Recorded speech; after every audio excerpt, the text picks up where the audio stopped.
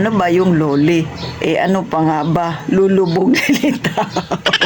Bakit ba nangyayari ang ganito sa isang tindahan? Gusto mo bang malaman ang aking kasagutan? Abay, huwag ka nang mahiya. Mag-subscribe ka muna sa Palawin niyang Tindera. Sige na please, libre naman yan.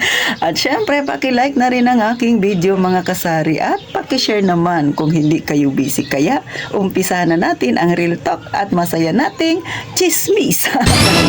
Magandang araw sa inyong lahat mga kasari-sari. Ito na naman si Ate Tintin at may chismis na naman akong isi-share sa inyo. So sabi ni Ma'am April Marson, ano raw ang may papayo ko sa kanya? Kasi ang kanyang tindahan ay bukas-sara. So, ito common mistake ito ng mga may tindahan. Ano ba ito? Number 1 dyan, yung lagi mong sinasabi sa sarili mo na, kailangan kong magpautang, Ate Tin. Kasi pag hindi ko pinautang, hindi na sa akin magbili. Normal yon, hindi sa'yo bibili. Kasi may mga customer talaga na kung saan sila nangutang, doon sila dapat bumili. Kung nakatagpo ka ng mga mangungutang na mga mindset na ganun, kung saan sila nangutang doon sila bibili, ibig sabihin okay sila magbayad, marunong magbalik ng kanilang inutang, ay swerte mo. Pero paano kung sa'yo nangutang, sa iba bumili? Oh, no! Talagang mayroon yan mga kasari. At marami yan sila, hindi iilan. O paano yun pag ganun yung tapat mong tao? So, gaya ng lagi kong sinasabi mga kasari, huwag kang magpapautang. Pero kung hindi talaga maiiwasan, mag-set ka ng boundaries at dapat may amount lang na pwede mong ipautang. Bakit? Mahirap na, lalo na kung ang tindahan mo, kauumpisa mo pa lang, o kaya maliit lang ang puhunan mo. Paano mo mapapaikot kagad ang puhunan mo? Paano mo mapapalago? O, dapat mga kasari, ang puhunan ang pinapaikot. Hindi ikaw ang pinapaikot ng mga mangungutang. Hindi ikaw tindera ang paiikutin nila. Ganern. Masakit man nakatotohanan yan, pero nangyayari yan. Imbis yung puhunan mo ang paikutin mo, ikaw tindera, ikaw ang pinaikot ng mangungutang. Kaya nakautang sila sa'yo kasi nga nadala ka sa matatamis na salita. Next, ano pang dapat mong gawin? Kapag may nangutang sa'yo, tapos isa, dalawa, nangako siya sa'yo pero nag-failed o kaya hindi niya natupad, huwag mo nang pautangin. Baka may magsabi, paano yun Ate Tin, may utang sa akin, hindi na yan magbabayad. Abay, huwag kang magsasalita ng masakit sa kanya. Kausapin mo lang, Sisi, alam mo naman na maliit lang ang aking tindahan, so hindi mo na kita pautangin ngayon. Pautangin kita kapag nakabayad ka na. So, syempre, ang mindset ng mangungutang, magbabayad siya. Pag nagbayad na, huwag ka nang magpautang. Ganon yun mga kasari. Ibig sabihin kasi makuna talaga yun. Kailangan, ikaw ang mang-isa, hindi ikaw yung iisahan. Mga kasari, no? At saka, maling mindset nga yung nilalagay ninyo sa isip niyo na kailangan magpautang ako para sa akin bumili. Abay, kung ganyan ang mindset mo mga kasari, di sana walang negosyo ngayon na lumago. Bakit? Magiging ganyan din ang mindset nila. Pero alam natin, marami ang mga may negosyo na hindi nagpapautang. Kasi nga, alam nila kapag ang negosyo mo, hinaluan mo ng pagpapautang at hindi ka nag-set ng boundaries at nagkamali ka, lubog talaga ang negosyo mo. Loli talaga ang mangyayari. Lulubog, lilitaw.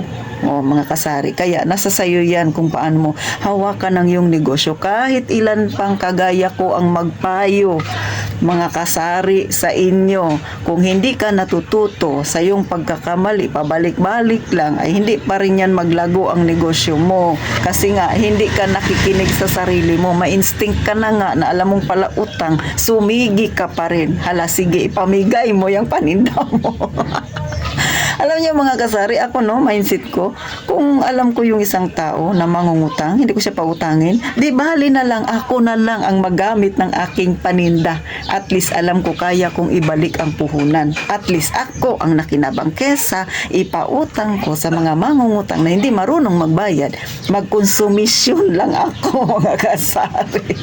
Kaya sa mga baguhan pa lang at kaumpisa pa lang ng kanilang tindahan, iwasan talaga ang magpautang. Pero kung hindi maiwasan, diskarte mo na yan mga kasari. Nasa sayo na yan. Total, yung mga mangungutang na yan ay ikaw ang higit na nakakakilala mga kasari. No?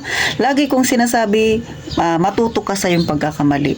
yung mga pagkakamali na yun yan ang ilagay mo sa isipan mo. Ibig sabihin, kilala mo yung mga taong nangungutang sa'yo. So, alam mo kung sino yung dapat mong pagbigyan at sino ang dapat na hindi, mga kasari. Sa pagninegosyo, ihiwalay mo yung awa. Minsan kailangan mong gamitin ang awa, pero mas dapat manaig sa'yo yung awa sa sarili mo, hindi yung awa sa customer mo na hindi marunong magbayad, mga kasari. Kasi pag laging awa ang pinairal mo, huwag ka na lang magnegosyo, magkawang gawa ka na lang, mga kasari. Pero syempre nasa sa inyo na yan, ha, mga kasari. Ito dinadaan ko lang sa real talk, dinadaan ko man sa light na usapan para kahit papano ay makatulong sa iyo. Tandaan mo, ang pagninegosyo ay hindi lang panay awa. Kailangan minsan gamitan mo rin ng utak, mga kasari, na mas utakan mo yung mga taong ganito. Pag lagi mo silang pinagbibigyan, ikaw mismo kinukonsinti mo yung ganyang tao, mga kasari, no? Kaya nga sabi nila, may naluloko kasi may nagpapaloko. O ganun lang yun, mga kasari, kasimple. Sabi nga, pagbigyan mo sila ng minsan, pero yung minsan na yan, pag nagkamali sila, huwag mo nang uulitin para kahit papano hindi naman maging kawawa ang iyong tindahan. So paano, hanggang dito na lang si Ate Tintin, mga kasari, no? Ito simpleng talakayan lang ito. Sa totoo lang, yung mga kadalasan bumabagsak ang tindahan dahil yan sa utang, mga kasari. Number 1 talaga yan na kalabang mortal ng tindahan niyang pagpapautang. Ikaw tindera, alam mo na yan, nung pinasok mo mayroon talagang utang. Pero dapat alam mo yung boundaries ng yung tindahan at saka ng yung customer na pala utang. Bago mo isipin yung iba, isipin mo yung sarili mo. Hindi pagiging makasarili yan, kundi iniisip mo lang ang magiging kalagayan mo ng iyo o kalagayan ng iyong tindahan. Paano ka makakatulong kung ikaw mismo sa sarili mo hindi mo nga kayang tulungan? So hanggang dito na lang si Ate Tintin. Magkita tayo sa susunod na vlog ni Ate Tintin. Sana, mga kasari, no, maging alerto kayo kapag kayo may tindahan. Babala sa mga gustong magkaroon ng tindahan na huwag kayong basta-basta papasok sa ganyang klaseng usapin o usapang utangan. So paano? Gaya nga ng palaging sinasabi natin, Tintin, mag-iingat tayong palagi, mga kasari.